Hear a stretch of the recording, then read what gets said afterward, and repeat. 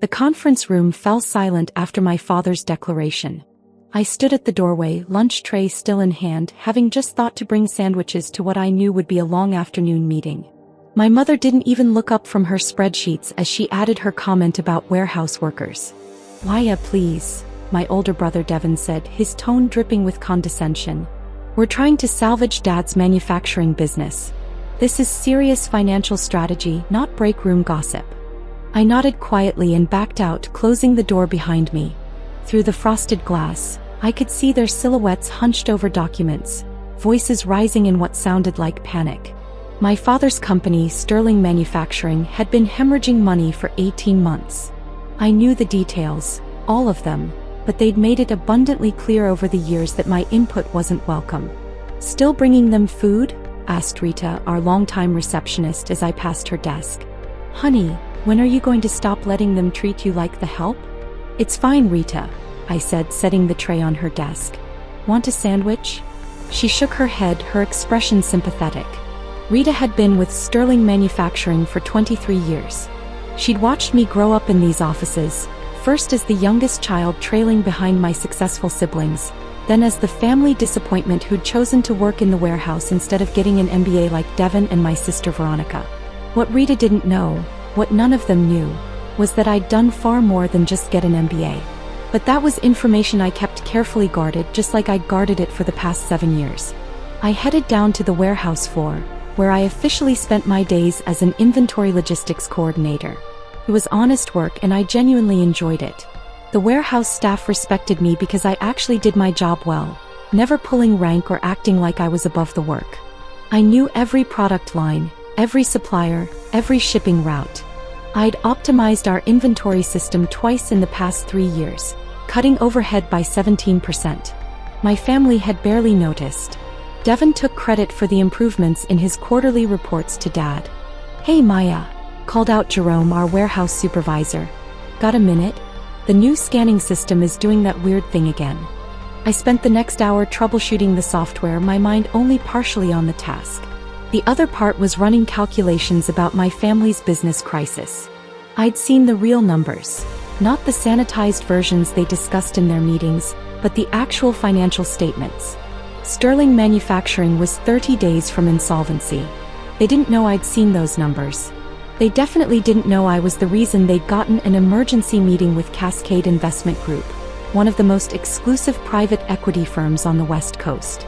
My phone buzzed. A text from my mother. "Family dinner tonight. 7 p.m. Your father wants everyone there." No, please. No explanation. Just an expectation that I'd show up.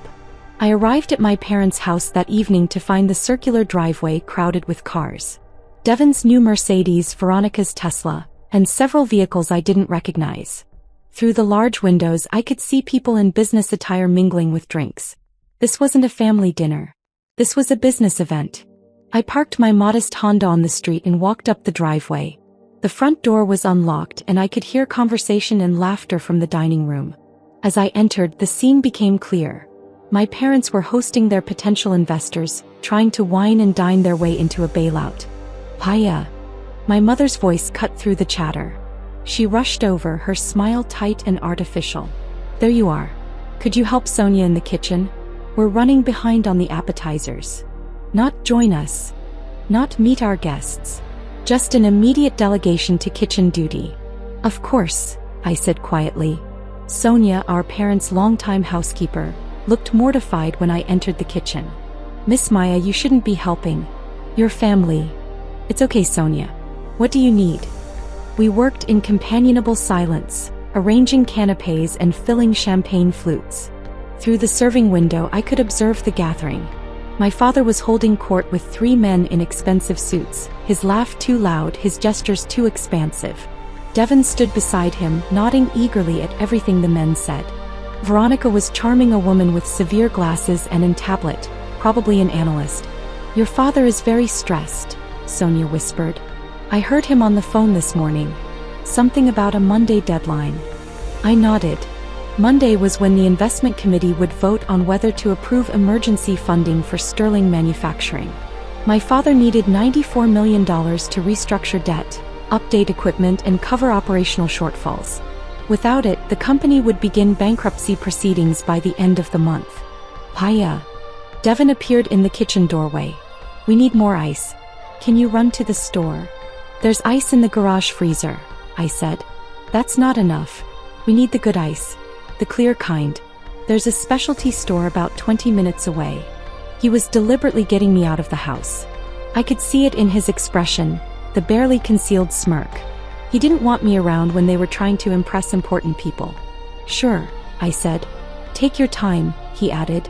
We'll probably be wrapping up in a few hours anyway. I grabbed my keys and left, but I didn't go to any specialty ice store. Instead, I drove to a nearby coffee shop and opened my laptop.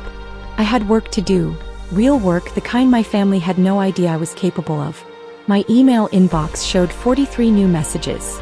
I sorted through them quickly, responding to the urgent ones. Most were routine matters related to my actual career, the one I'd been building quietly for 7 years while my family thought I was just a warehouse worker content with an hourly wage. One email made me pause. It was from Richard Chin, senior partner at Cascade Investment Group. Maya committee meeting moved to Sunday evening, 8 p.m. They want to accelerate the timeline. Can you join via video conference? Your perspective on the operational realities would be valuable. Richard. I checked my watch. It was currently 7:47 p.m. on Sunday evening. I typed back quickly, in transit. We'll call in from car if needed. What's the situation? His response came within seconds. Family made presentation this afternoon. Numbers don't match our due diligence findings. Multiple discrepancies in operational efficiency claims. Need your input before vote. Of course, Devon had fudged the numbers. He'd been doing it for years, padding his contributions and hiding problems. Our father either didn't notice or didn't care, too proud of his successful son to look too closely. I called Richard from the coffee shop parking lot. Maya, thank you for getting on so quickly. Richard's voice was crisp and professional.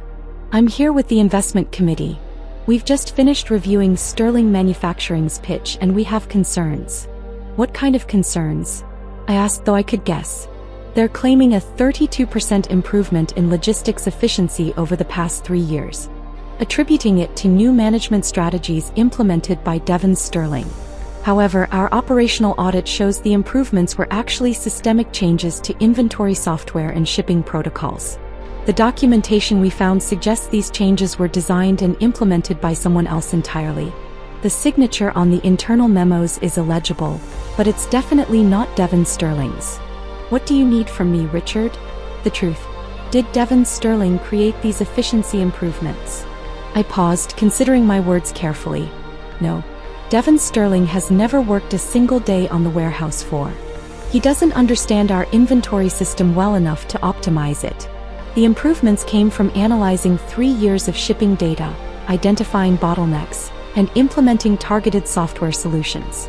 Devon wrote reports about the improvements after they were already working. Who designed these solutions, Maya? I did. There was a long pause.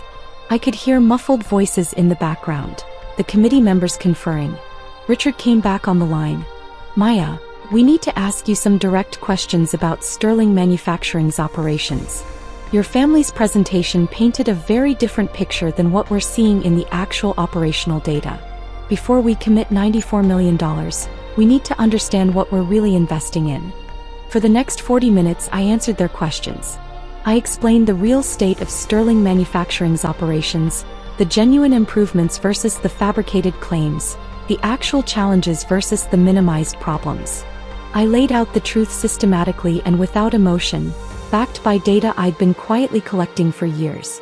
This is remarkable, said a woman's voice I didn't recognize. Miss Sterling, your analysis is more thorough than what we received from your family's entire management team. Why aren't you in a leadership position at the company? That's not a decision I've been invited to participate in, I said simply. More muffled conferring. Richard came back. Maya, the committee is requesting your presence at the final approval meeting tomorrow, 2 p.m. at our downtown office. Your family will be there to receive our decision. We'd like you there as well. I'm not sure that's... It's not a request, Maya. It's a condition of our continued consideration. If you're not there, we're walking away from the deal. I closed my eyes. This was it, the moment where everything would come out. I'll be there. Good. And Maya? Come prepared to discuss your actual role in this company's operations. The committee has some questions about the structure we're being asked to invest in. I sat in my car for a long time after the call ended, watching the evening shoppers come and go from the coffee shop. My phone buzzed with a text from my mother. Where are you? Party's over. Your father wants to know why you never came back with the ice. I didn't respond. The next morning, I dressed carefully for the investment meeting. A tailored navy suit I kept for occasions that never seemed to arise, professional but not flashy. My family didn't know I owned clothes like this. They'd only ever seen me in warehouse work clothes or casual wear. I arrived at Cascade Investment Group's downtown office at 1:45 p.m. The building was all glass and steel, 50 stories of financial power. The lobby alone probably cost more than my annual salary at Sterling Manufacturing. Maya Sterling for the Sterling Manufacturing Investment Committee meeting, I told the receptionist. She checked her computer, her eyebrows rising slightly. Of course, Miss Sterling. They're expecting you. 42nd floor, conference room A. You can go right up. The elevator was silent and smooth. I watched the floor numbers climb, my reflection staring back at me from the polished doors. This was going to change everything. There was no going back after today. The 42nd floor was hushed and elegant. A young man in an expensive suit met me as I exited the elevator. Miss Sterling? I'm James, Mr. Chen's assistant. The committee is running a few minutes behind. Your family arrived about 20 minutes ago. They're in the waiting area. He gestured to a seating area around the corner. I could hear my father's voice before I saw him, loud and confident. Absolute formality at this point. Chen practically guaranteed approval on Friday. This is just paperwork. I rounded the corner. My entire family was there. Mom, Dad, Devin, and Veronica. All dressed in their best business attire, radiating confidence. They were winners on the verge of victory, about to save the family company through sheer force of will and business acumen. They saw me and the tableau froze. Maya? My mother said, her voice sharp with confusion. What are you doing here? And why are you dressed like that? I was invited, I said quietly, taking a seat across from them. Invited? Devin laughed. Maya, this is a major investment negotiation, not a warehouse logistics meeting. I'm aware. My father leaned forward, his expression darkening. Maya, if this is some kind of joke, it's not funny. We're about to close on a $94 million funding package. I don't know what you think you're doing here, but... Mr. Sterling? James interrupted smoothly. The committee is ready for you now. All of you, please follow me. The conference room was intimidating. A massive table, leather chairs, and a wall of windows overlooking the city. 7 people sat on one side of the table, including Richard Chin, who I recognized from our video calls over the years. They all stood as we entered. Thank you for coming, Richard said. Please sit. My family took seats on the opposite side of the table. I moved to sit beside them, but Richard gestured to an empty chair next to him. Miss Sterling, if you don't mind, we'd like you here with the committee. My mother's face went pale. Devin's confident expression cracked. Veronica was staring at me like she'd never seen me before. I'm sorry, my father said, his voice strained with forced politeness. There seems to be some confusion. Maya is our daughter, but she's not involved in the business operations. She works in our warehouse. I'm not sure why she's... Mr. Sterling, Richard interrupted, his voice professional but firm. We're fully aware of where your daughter works. We're also aware that she's the primary architect of every significant operational improvement your company has achieved in the past 7 years. The improvements you and your son have been taking credit for. The silence was absolute. Richard continued, opening a folder. Maya Sterling, MBA from Stanford, graduated top 5% of her class. Advanced certifications in supply chain optimization, logistics management, and industrial systems engineering. She's published 3 papers in peer-reviewed journals on manufacturing efficiency. And for the past 7 years, while working an hourly position in your warehouse, she's been quietly fixing every operational problem your management team has either caused or ignored. He slid documents across the table. Printed emails, system design documents, implementation plans. All of them marked with my signatures, my employee ID, my detailed notes. These are just samples, Richard said. We have hundreds of pages of documentation proving that Maya Sterling is the only reason your company has remained functional enough to even qualify for investment consideration. My father was staring at the documents like they were written in a foreign language. Devon had gone from red to white to red again. My mother's hands were shaking.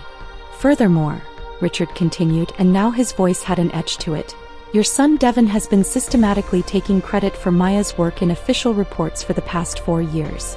He's claimed personal responsibility for efficiency improvements he didn't design, cost savings he didn't create, and operational innovations he doesn't understand.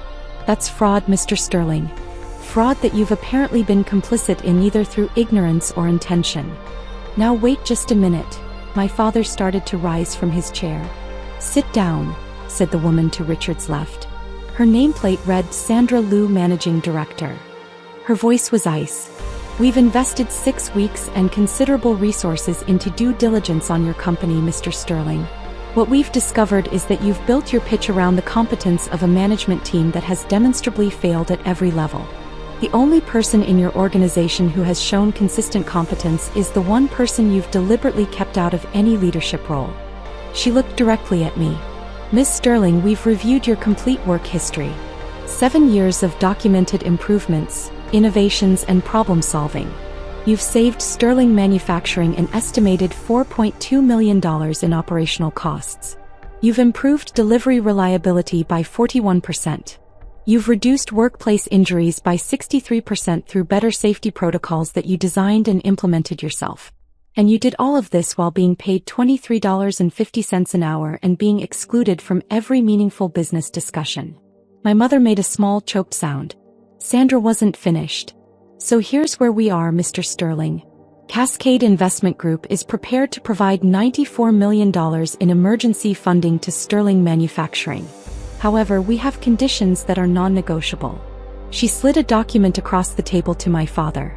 First, Maya Sterling will be appointed Chief Operating Officer, effective immediately with full authority over all operational decisions. Second, Devon Sterling will be removed from any operational role and placed in a limited advisory capacity with no decision-making power. Third, we require a complete restructuring of your management team, with positions filled by qualified professionals rather than family members who've proven themselves incompetent. This is absurd. Devon exploded. You can't, she's a warehouse worker. She doesn't have the experience to.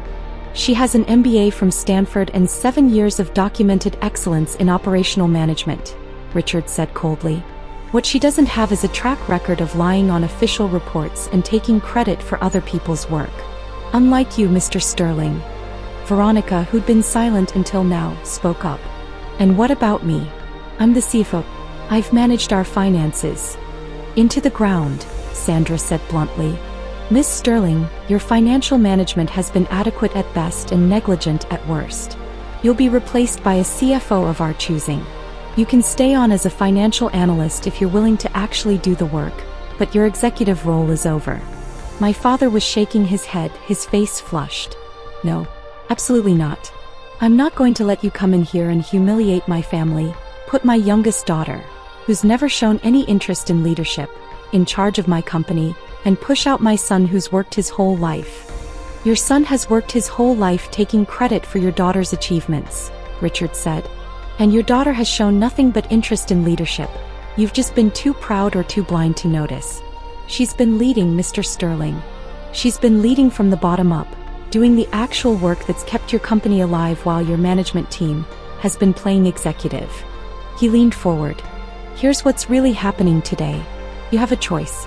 Accept our terms, give Maya the authority she's earned and should have had years ago and save your company. Or refuse, walk away from this funding and file for bankruptcy within 30 days. Those are your only options. The silence stretched out.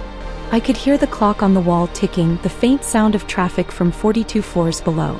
My father looked at me, really looked at me for what felt like the first time in years. Maya, is this true? All of this? I met his eyes steadily. Yes. Why didn't you tell us? Why didn't you? You never asked, I said quietly. And when I tried to participate, you told me business meetings were for actual contributors, not warehouse workers. My mother flinched like I'd slapped her.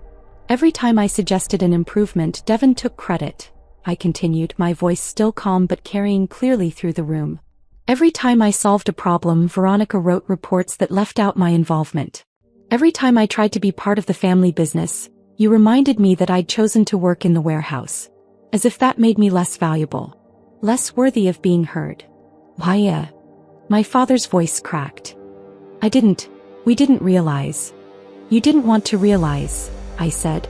It was easier to believe Devon was brilliant and I was content being invisible. Easier than acknowledging that your youngest daughter might be the most competent person in the company. Sandra cleared her throat. Mr. Sterling, we need a decision. Sign the agreement with our conditions or we're done here. My father looked at the document, then at Devon, who was staring at the table. Then at my mother, who had tears in her eyes. Finally back at me. If I sign this, if you become CEO, will you save the company? I'll do what I've always done, I said. My job. Actually do the work instead of just claiming credit for it. He picked up the pen with a shaking hand and signed.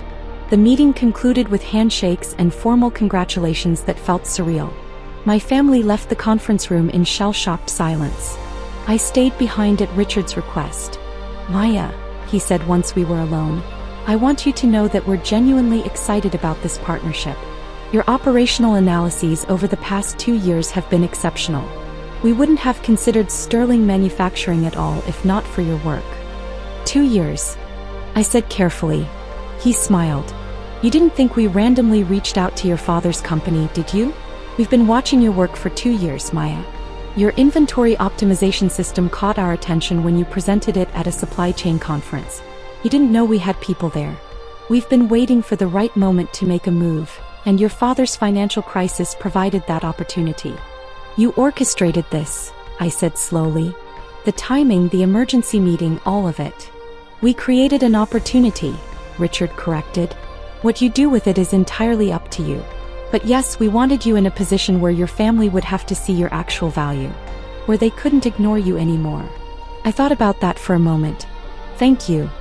Thank us by turning Sterling Manufacturing into the success we know it can be. You have the skills, Maya. You've just never had the authority. Now you do. I left the Cascade offices and took the elevator down to the parking garage. My phone had 17 missed calls. 12 from Devon, 3 from Veronica, 2 from my mother.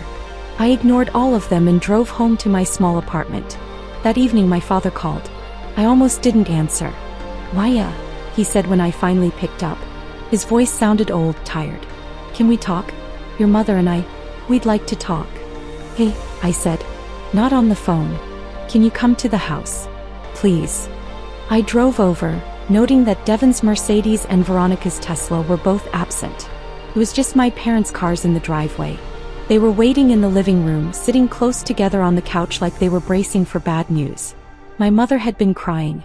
My father looked like he'd aged 10 years since the morning. Maya, sit down, my father said. Please. I sat in the armchair across from them, waiting.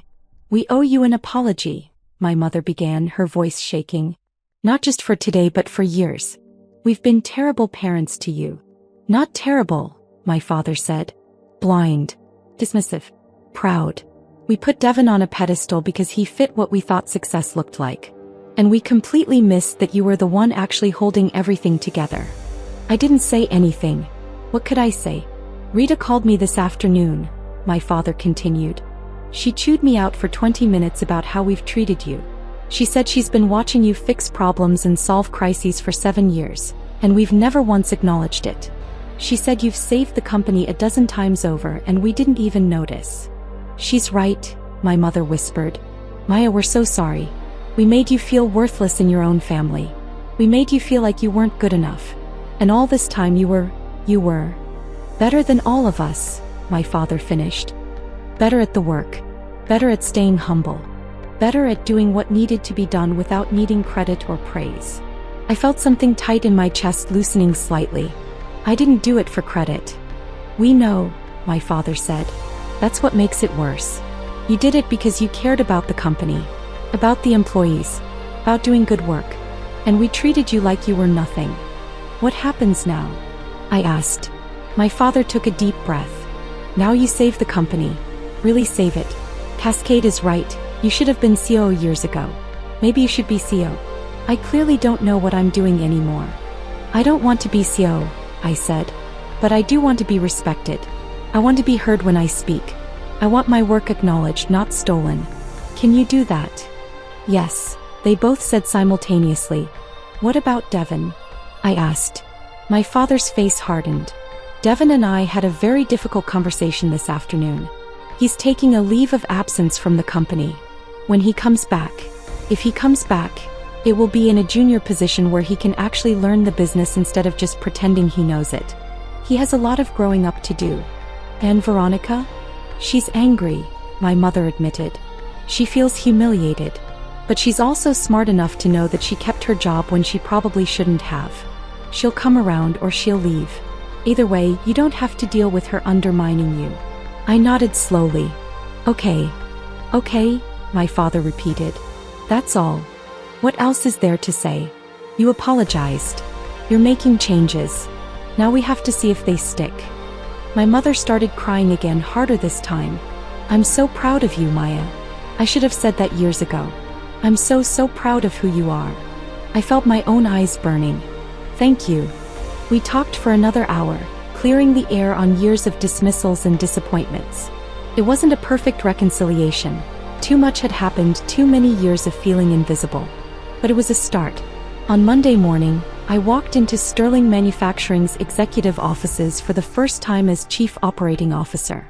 Rita nearly fell out of her chair when she saw me. Maya?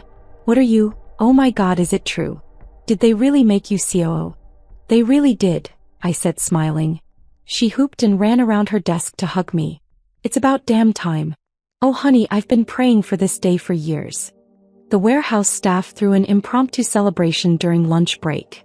Jerome gave a speech about how I'd always treated everyone with respect, never acted superior, and actually knew how to do the work.